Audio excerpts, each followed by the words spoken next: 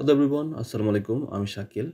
তো আজকের এই পার্টিকুলার ভিডিওতে আমি আরেকটা অপটিমাইজেশন অ্যালগরিদম নিয়ে কথা বলবো, যার নাম হচ্ছে অ্যাডাগ্র্যাড। ওকে, এটা খুবই একটা পপুলার অ্যালগরিদম, যেটা মূলত স্পেসিফিকলি স্পার্স ডেটার ক্ষেত্রে বেশি ইউজ করা হয়। ওকে, তো অ্যাডাগ্র্যাড এর ফুল মিনিং হইতেছে অ্যাডাপটিভ গ্রেডিয়েন্ট অ্যালগরিদম, যেটা মূলত এক ধরনের ভ্যারিয়েন্ট অফ গ্রেডিয়েন্ট ডিসেন্ট বা গ্রেডিয়েন্ট ডিসেন্টের কনসেপ্ট থেকে মূলত এটা আসছে, যেটা মূলত প্রতিটা প্যারামিটারের জন্য ইন্ডিভিজুয়ালি লার্নিং রেটটাকে অ্যাডাপ্ট করে। ওকে, তো এর মূলত আসলে চারটে স্টেপ বা তিনটে স্টেপ বলা যায়, তিনটা বা চারটে স্টেপ আর কি। মানে ওয়েট ইনিশিয়ালাইজেশনটা যদি আপনি বাদ দেন তাহলে আসলে মূলত তিনটে স্টেপ, মেইন স্টেপ। ওকে, তো সবার শুরুতে আমরা যেটা করি সেখানে মূলত র্যান্ডমলি ওয়েট ইনিশিয়ালাইজেশন করতে হয়।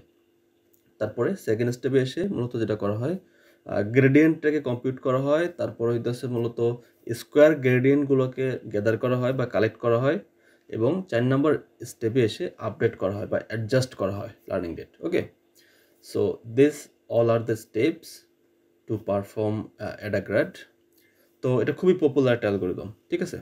সো ডিপ লার্নিং নিয়ে যদি আপনি কাজ করেন তাহলে অবশ্যই দেখবেন যে আপনি অ্যাডাগ্র্যাড, অ্যাডাম, আরএমএস প্রপ এগুলো নিয়ে আপনার কাজ করা লাগতেছে। ওকে, সো এটা আসলে কীভাবে কাজ করে দেখেন। মেইন যে আমি বললাম যে তিনটা স্টেপ, সেই তিনটা স্টেপ এখানে লেখা আছে। আমি এখানে যেমনটা বলছিলাম যে প্রথমে আসলে আমাকে গ্রেডিয়েন্ট ক্যালকুলেশন করতে হবে, ঠিক আছে। তারপর স্কোয়ার গ্রেডিয়েন্ট এবং তারপরে আসে আপডেট। ওকে, তো তাহলে দেখি যে এই মেইন স্টেপগুলো আসলে কীভাবে কাজ করে আর একটু যদি ব্রিফলি দেখি। তো সবার শুরুতে হইতেছে কি ইনিশিয়ালাইজ প্যারামিটার। তো প্যারামিটার ইনিশিয়ালাইজেশনের ক্ষেত্রে আমাদের কয়েকটা প্যারামিটার ইনিশিয়ালাইজ করতে হয় শুরুতে, সেটা হচ্ছে থেটা বা ওয়েট। তারপর হচ্ছে লার্নিং রেট, খুব একটা স্মল ভ্যালু, সেটা হতে পারে 0.001 বা আরও কোনো ছোটো একটা ভ্যালু। এবং তারপরে আসলে গ্রেডিয়েন্ট অ্যাকুমুলেটর ইনিশিয়ালাইজ করা হয়। ওকে, তো এটা আসলে জিটি হিসাবে ধরা যায়। হ্যাঁ, জিটি হিসেবে ধরা যায়, অথবা হচ্ছে আপনি আর কে এভাবেও ধরা যায়, মানে কে নাম্বার ইটারেশনে, অথবা জিটি হিসেবে ধরা যায়, মানে আপনি যেভাবে ধরেন আর কি, এটা জাস্ট একটা ভ্যারিয়েবল। তো এই গ্রেডিয়েন্ট অ্যাকুমুলেটরের আসলে ইম্পর্টেন্সটা কোথায়? এটার মেইন ইম্পর্টেন্স হইতেছে মূলত আসলে ভ্যালু স্টোর করে প্রতিটা আলাদা আলাদা প্যারামিটারের জন্য সাম অফ স্কোয়ার গ্রেডিয়েন্টের যে ভ্যালুগুলো সেটা আসলে স্টোর করে রেখে দেয়। ওকে, তো এটা ইনিশিয়ালাইজেশনের কাজটা শেষ হয়ে গেল। এবার হচ্ছে 2 নম্বর স্টেপ। 2 নম্বর স্টেপ কী ছিল? গ্রেডিয়েন্ট ক্যালকুলেশন করা। ওকে, সো গ্রেডিয়েন্ট ক্যালকুলেশন করা খুবই সহজ। তো আমরা যদি গ্রেডিয়েন্টকে জিটি হিসেবে যদি ডিফাইন করি, এখানে অন্যভাবে ডিফাইন করা হয়েছিল, এখানে জিকে হিসেবে ধরা হয়েছিল। তো এটা আসলে আপনি কে ধরেন বা টি ধরেন, এটা আসলে কোনো মানে ম্যাটার করে না। আপনি কে ধরলে কে নাম্বার ইটারেশন, টি ধরলে টি নাম্বার ইটারেশন হবার। সো সো হ্যাঁ, এটা দেখে হয়তো বুঝতেছেন যে টি নাম্বার ইটারেশনে মানে এটার যে মিনিং, সেই মিনিংটা যদি আমরা বলি, তো এখানে মূলত আমরা গ্রেডিয়েন্ট জিটি ক্যালকুলেশন করতেছি অফ কস্ট ফাংশন, মানে কস্ট ফাংশনের গ্রেডিয়েন্ট, এবং আমরা ওয়েটের রেসপেক্টে করতেছি বা প্যারামিটার রেসপেক্টে করতেছি। ওকে, সেই প্যারামিটারটা হচ্ছে থেটা বা থেটা টি। ওকে, তো তাহলে আমাদের কি দুইটা স্টেপ শেষ। তারপরে স্টেপ হইতেছে মূলত স্কোয়ার গ্রেডিয়েন্টগুলোকে কালেক্ট করা বা গ্যাদার করা। তো এখানে দেখেন, মানে মেইন যে ইকুয়েশন সেটা হচ্ছে GT equal GT minus one, মানে প্রিভিয়াস স্টেপ প্লাস গ্রেডিয়েন্টের আসলে এলিমেন্ট ওয়াইজ মাল্টিপ্লিকেশনটা বোঝানো হয়েছে। ওকে, তো এটা যদি আমরা আরেকটু মানে ভেঙে ভেঙে দেখি তাহলে ব্যাপারটা এরকম যে জিটি হইতেছে মূলত আসলে ডায়াগোনাল ম্যাট্রিক্সের accumulated square gradient and time step t time স্টেপের অ্যাকুমুলেটেড স্কোয়ার গ্রেডিয়েন্ট, আর টি মাইনাস ওয়ান হচ্ছে প্রিভিয়াস স্টেপের।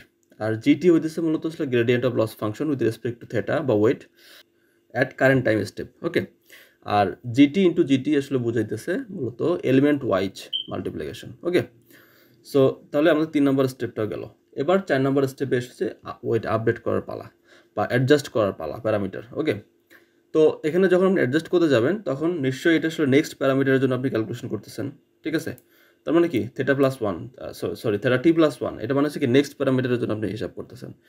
তো এটা হচ্ছে কি current parameter, current minus learning rate divided by g t plus eta. তো এখানে ইটা আসলে একটা খুবই একটা স্মল কনস্ট্যান্ট ভ্যালু হিসেবে ধরা হয়। তো এটা আসলে ধরার যে মেইন রিজন, যে এই যে জিটি আমরা ধরতেছি, যে রুট করতেছি জিটির হইতেছে কি, জিটি হইতেছে মূলত আসলে অ্যাকুমুলেটেড স্কোয়ার গ্রেডিয়েন্ট। তো এই যে অ্যাকুমুলেটেড স্কোয়ার গ্রেডিয়েন্ট, এই ভ্যালুটা যদি ইনকেস শূন্য হয়ে যায় তো তখন কি হবে?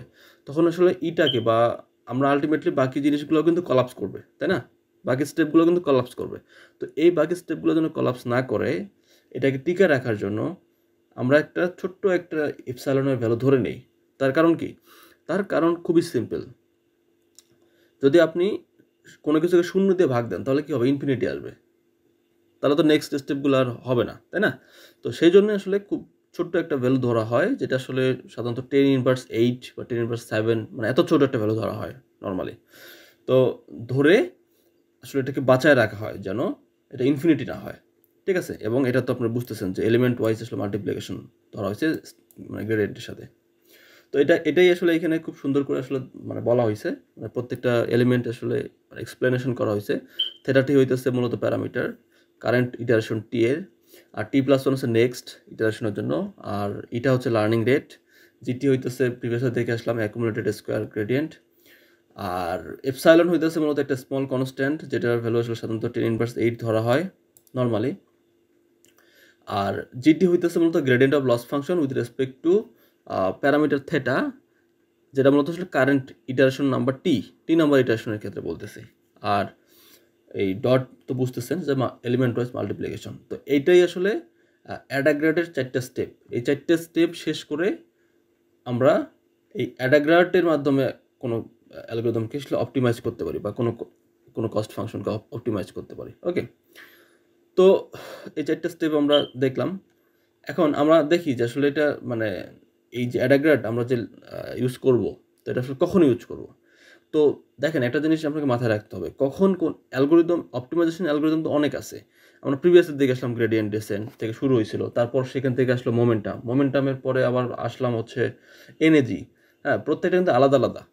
তারপর এখন আবার আসতেছে অ্যাডাগ্রেড, তারপরে আবার হয়তো আরেকটা কিছু আসবে, হ্যাঁ, আরএমএস প্রপ আসবে, অ্যাডাম আসবে, এনঅ্যাডাম আসবে। হ্যাঁ, হ্যাঁ, তো এগুলা প্রত্যেকটা রিজন আছে জন্য এগুলো আসতেছে। তো যখন আপনি পাবেন হচ্ছে স্পার্স ডেটা মানে হচ্ছে যদি অনেকগুলো জিরো থাকে, মানে ডেটা সেটের বেশিরভাগ কলামই হচ্ছে কি বা ভ্যালুগুলো হচ্ছে কি জিরো, এটাকে বলা হয় স্পার্স ডেটা। তো যদি আপনার কাছে স্পার্স ডেটা থাকে তাহলে সেই ক্ষেত্রে অ্যাডাগ্রেড আসলে ভালো পারফরমেন্স দিবে অন্যান্য অপটিমাইজেশন অ্যালগরিদমের তুলনায়, ঠিক আছে? তারপর আসতেছি অ্যাডাপটিভ লার্নিং রেট। তো অ্যাডাপটিভ লার্নিং রেট থাকার কারণে যেটা হয়েছে মূলত এটা আসলে অ্যাডাপ্ট করতে পারে লার্নিং রেটটাকে, ঠিক আছে, বেসড অন আসলে history of square gradient. So এটা আরেকটা পজিটিভ সাইড। এবং আরেকটা জিনিস খেয়াল করেন এখানে, এই জি ইটা ডিভাইডেড বাই মানে learning rate divided by GT কিন্তু আছে, মানে ডিভাইডেড আছে। তার মানে যদি আসলে জিটির ভ্যালু বড় হইলে অটোমেটিক্যালি থেটা কি ছোট হয়ে যাবে। তো এই কথাটাই আসলে এখানে বলা হয়েছে যে প্যারামিটার যদি মানে parameter with large accumulated gradient, যেটা মূলত স্মলার আপডেট, কারণ ইকুয়েশন থেকেই দেখা গেল যে পুরো ব্যাপারটা আসলে ব্যস্তানুপাতিক অবস্থায় আছে, ঠিক আছে? তারপরে হচ্ছে কি কনভার্জেন্সটা অ্যাকচুয়ালি ইমপ্রুভ করে, সো দ্যাট অনেক ফাস্টার আমরা কোনো একটা যদি স্পার্স ডেটা নিয়ে কাজ করি আমরা কনভার্জেন্স পয়েন্টে চলে যেতে পারবো এবং আমাদের কোনো অপটিমাইজ একটা রেজাল্ট বা পারফরমেন্স পাবো, ঠিক আছে? So this is the things. আমরা এই জন্য মূলত অ্যাডাগ্রেড ইউজ করি। তো আমার মনে হয় আপনারা বুঝতে পারছেন। নেক্সট ভিডিওতে আমি অন্য কোনো টপিক নিয়ে কথা বলবো। সেখানে ভালো থাকবেন। আসসালামু আলাইকুম।